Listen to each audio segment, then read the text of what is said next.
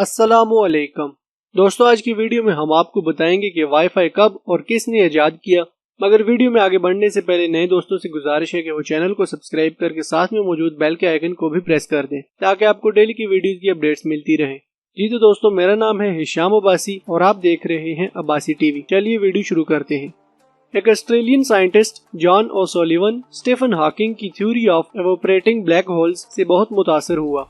John ने इस theory को प्रूव करने का फैसला किया। एक एक्सपेरिमेंट के दौरान इसने नोट किया कि कुछ वीक सिग्नल्स जो कि रेडियो सिग्नल्स की तरह थे मगर ठीक से पहचाने नहीं जा रहे थे और वो कायनात में मौजूद ही किसी ऑब्जेक्ट से आ रहे थे। ये सिग्नल्स इतने छोटे थे कि ये डस्ट पार्टिकल के अंदर से भी गुजर सकते थे। इसका मतलब ये था कि इनकी वेव फॉर्म तेज कांटेदार से एक प्लेट और कर्व की शक्ल में तब्दील हो चुकी थी। जॉन और उसके कोलीग्स बहुत अरसे से एक ऐसा टूल बनाने की कोशिश कर रहे थे जो कि इन नई रेडियो वेव्स को फिल्टर कर सके और पता किया जा सके कि ये क्या है और कहां से आए। बहुत मेहनत के बाद जॉन और उसके कोलीग्स एक मैथमेटिकल बेस फार्मूले पर एक ऐसा टूल बनाने में कामयाब हो गए जो कि फालतू रेडियो वेव्स को ब्लॉक करके सिर्फ उन रेडियो वेव्स को डिटेक्ट करता जो कि कायनात से आ रहे थे। ताहम वो ब्लैक होल्स के रेडियो वेव्स को तलाश करने में नाकाम रहे।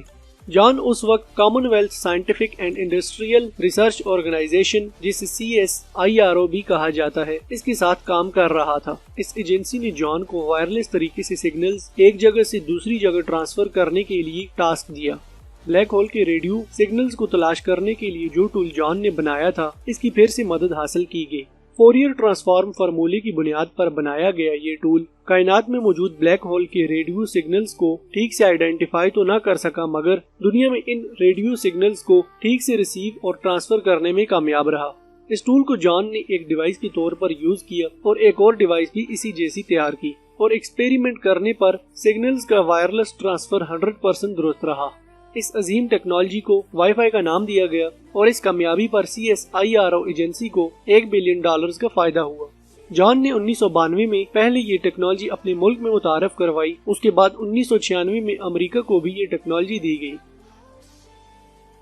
दोस्तों, उम्मीद है आपको ये वीडियो जरूर पसंद आई होगी। मजीद ऐसी ही इंटरेस्टिंग वीडियोस के लिए इस चैनल को सब्सक्राइब करें और साथ में मौजूद बेल के आइकन को भी प्रेस करें। अगली वीडियो तक के लिए इजाजत दीजिए। अल्लाह हाफिज।